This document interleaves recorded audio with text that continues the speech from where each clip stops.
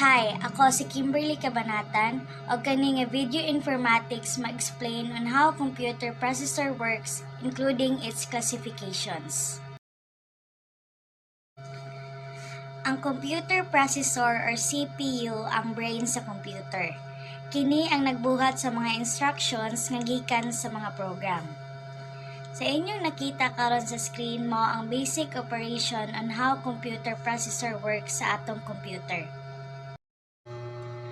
Pinakauna sa process ang fetching. Dire ang CPU magkuha og isa ka instruction gikan sa RAM memory. Ang location sa instruction gi-control sa program counter. Ikaduha ang decoding. Dire ang instruction is i-decode sa CPU. Dire mao ang pag-translate sa instruction sa forma nga masabtan ug ma-execute sa internal nga circuit sa CPU. Katulo ang executing.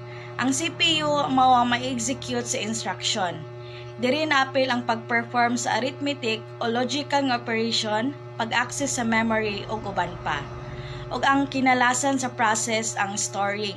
Diri ang resulta sa pagbuhat i-save na sa usa ka memory or usa ka register depende na sa instruction nga gihatag sa program. Ang pagtrabaho sa computer processor is a cycle process. Pagkahuman sa last step, ang CPU mokuha na pod sa sunod nga instruction o magpadayon ang process. Karon ako i-explain ang pagtrabaho sa computer processor by core count classification.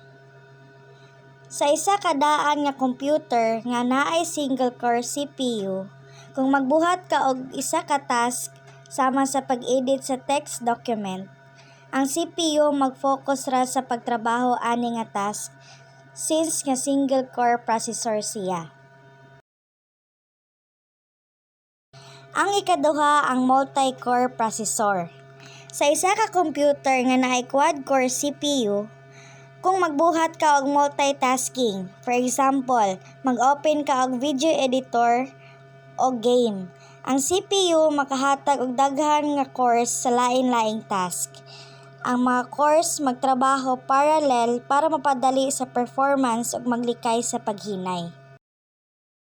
Kung high clock speed ang CPU, mas daghan nga cycles ang mabuhat, pasabot mas paspas ang pag-process sa mga task. Pero low clock speed ang CPU, mas hinay o mas gamay ang cycles nga mabuhat, pasabot maghinay ang performance.